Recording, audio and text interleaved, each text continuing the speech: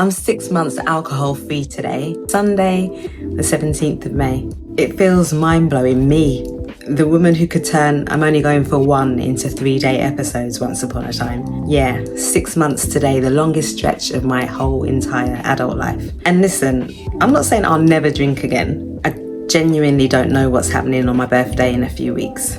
Maybe I will, maybe I won't. But what I do know is this: for 30 years I drank, mostly binge drinking, heavy at times, chaotic at times, fun, until it really wasn't.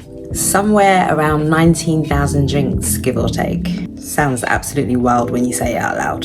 Like, what? That's not a phase, that's a whole lifestyle. And yeah, there were definitely good laughs, good memories in there. But there was also blackouts that genuinely scared me, and hangxiety that wiped out entire weekends.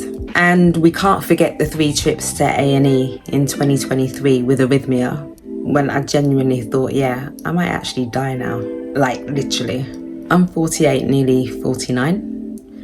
And if you had even told 35-year-old me that I'd go alcohol free for 6 months and actually like it here, I would have laughed in your face.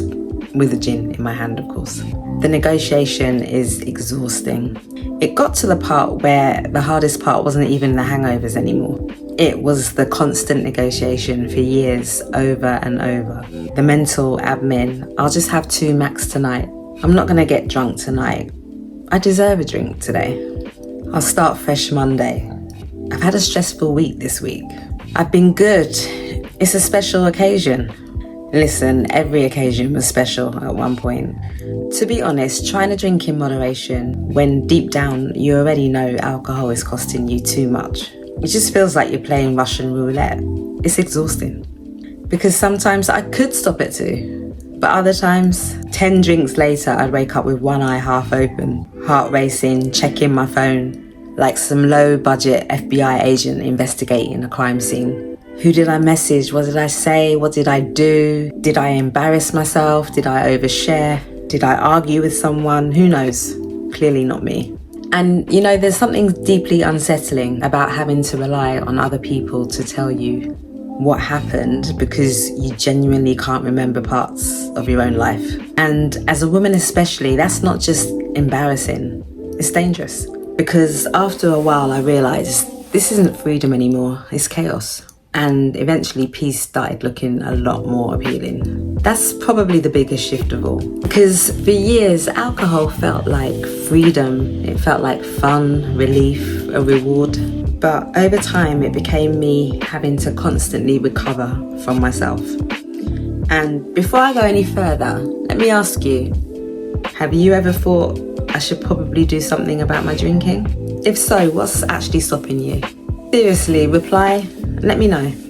It genuinely helps me understand what women like us are struggling with underneath it all. Shout out to Gwen Stefani. Because I promise you, it's rarely ever just about alcohol. What finally made it click?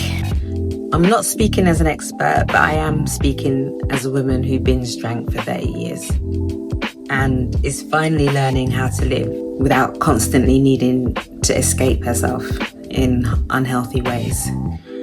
Most how to stop drinking advice jumped straight to the tools, apps, trackers, mocktails. And tools matter, but for me that wasn't step 1. Because underneath the drinking was emotional suppression, stress, avoidance, and honestly, self-abandonment. I wasn't drinking because I love gin that much. I was drinking because it helped me relax, exhale, feel free. Release.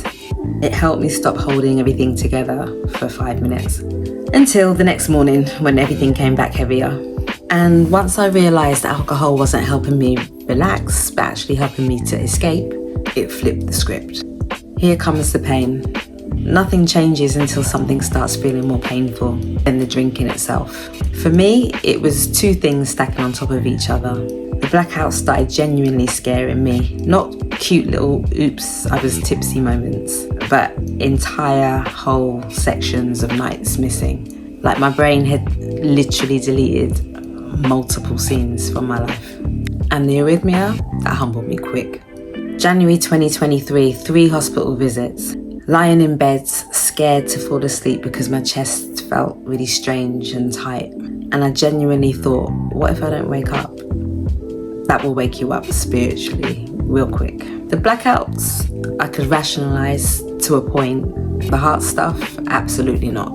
And the truth is, your wake-up call might look completely different to mine. It might be chronic anxiety, a suffering relationship, a panic attack. Maybe it's looking at yourself one day and quietly thinking, this can't be my life. But eventually, something really cracks, and deep down you know. The problem is most people get the wake-up call and hit snooze. Not you though. Forever feels like prison. Even after the wake-up call, I did stay stuck for a long time. Honestly, one of the biggest things keeping me there was the pressure of forever. You know, the idea of I can never drink again. It felt like a prison sentence. It felt huge, almost impossible. So eventually I stopped focusing on forever and just started focusing on today. This event, this evening, this weekend, this version of me. That mindset shift changed everything, because then every alcohol-free experience made me realise, oh, I can actually do this. I can actually go out sober. I can still have a laugh. I can still dance. I can still have fun. I can leave with my bank balance and my dignity intact. I can do this. A whole revelation. And slowly what once felt impossible, hit and miss even, started to feel normal. Not always easy at all, but started to feel normal. Curiosity works better than shame. On the real, what helped me most wasn't perfection at all. Instead of I'm never drinking again, I started saying, let me see what happens if I don't drink today, this week, this month. That changed the energy completely, because now I wasn't punishing myself when I fell off. I became a scientist in the lab. It was a whole experiment. I was just observing myself. That removed so much pressure. Yeah, there was a lot of stops and starts, but every alcohol-free stretch gave me more data, more intel, better sleep, better gym consistency, better healthy habits, better energy, better mood, better decisions, more time, more peace. Once the mindset started shifting, the practical stuff actually started helping. Sparkling water in a champagne flute. Yeah, really. It might sound silly, but the ritual mattered. It made me feel like I was still vibing with everyone. And then most people assume you're drinking anyway, so you just avoid the whole Spanish Inquisition.